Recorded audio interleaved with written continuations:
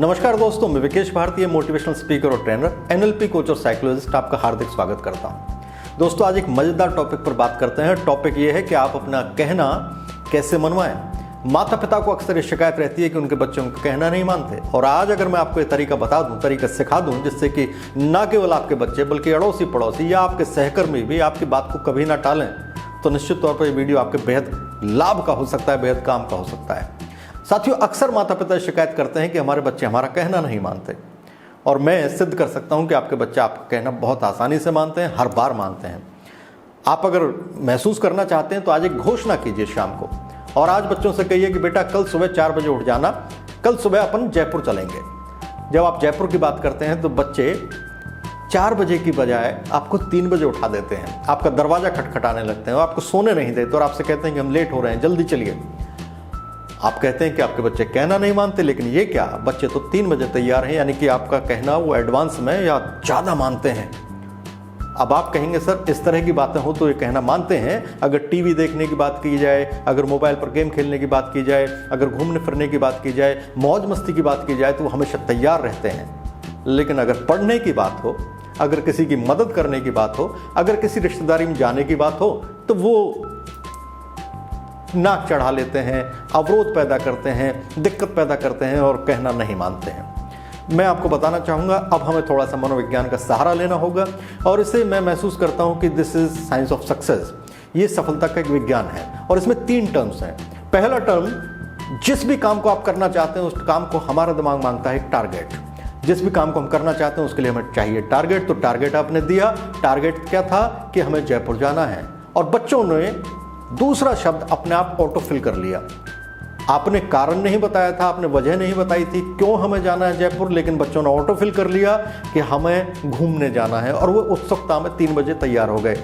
अगर आप कहते हैं, आपने बच्चों से एक वाक्य है कि कल सुबह हम 4 बजे जयपुर जाएंगे, और उसके साथ अगला वाक्य ये जोड़ते हैं कि जयपुर घूमने नहीं जाना है, जयपुर तो अपने किसी बीमार दोस्त को जो हॉस्पिटल में भर्ती हैं उन्हें देखने जाना है।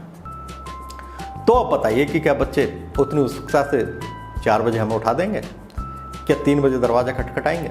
क्या उनका जवाब यही होगा, हाँ मम्मी पापा हम बिल्कुल चलने को तैयार हैं? मुझे लगता है नहीं।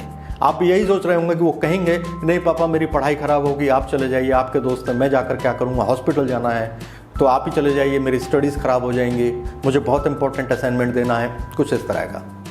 यानी कि असली मसला टारगेट पर नहीं है। टारगेट सेम होने के बावजूद अगर पर्पस डिफरेंट है तो लोग तैयार नहीं होते काम करने के लिए। और तीसरा शब्द है एक्शन, यानी टारगेट, पर्पस और एक्शन। ये साइंस ऑफ सक्सेस है।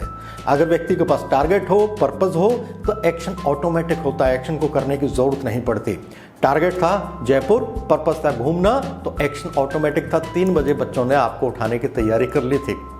लेकिन अगर टारगेट ठीक है लेकिन पर्पस मिसिंग है, मुझे मैच नहीं कर रहा है, मुझे सूट नहीं कर रहा है, मेरे दिमाग को फिट नहीं बैठ रहा है, तो निश्चित तौर पर मैं तैयार नहीं हूँ। और अगर हॉस्पिटल में मरीज भर्ती है जो मेरा दोस्त है लेकिन मेरे बच्चों का दोस्त नहीं है, तो निश्चित तौर पर मेरे बच्चे मेरे साथ चलने को तैयार नहीं है। तब क्या करें?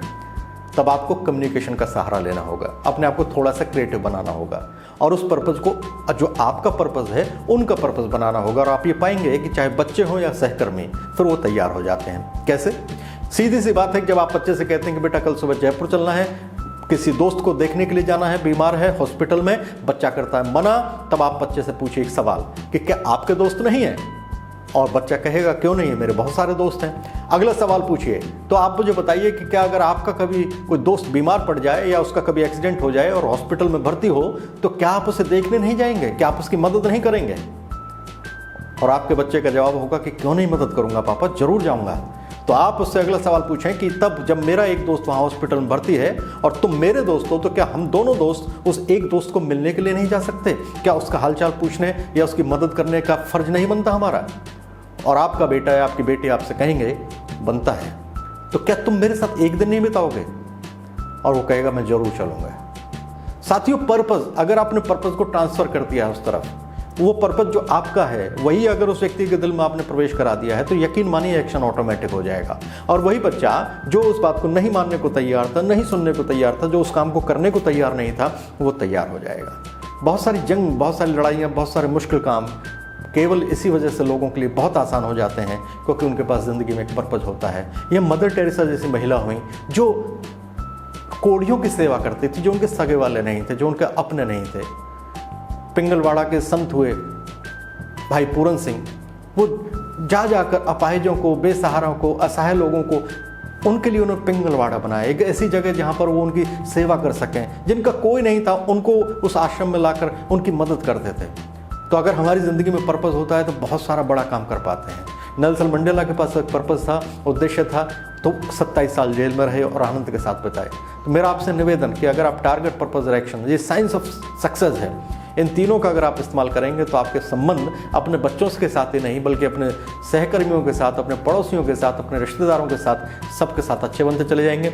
इस वीडियो से अगर आपकी आशा उम्मीदें पूरी हुई हो तो इसे लाइक करना मत भूलिएगा। कमेंट लिख कर भी बताइएगा कि वीडियो आपको कैसा लगा। अगर आपने अभी तक मेरा यूट्यूब चैनल सब्सक्राइब नहीं किया है तो कृपया इसे अभी सब्सक्राइब कर लें, बेल आइकन भी हिट कर दें जिससे कि आपको लगातार नोटिफिकेशन मिलते रहें। अगले वीडियो के साथ आपसे फिर मुलाकात करूंगा, तब तक के लिए विकेश भारती को दीजिए इजाजत।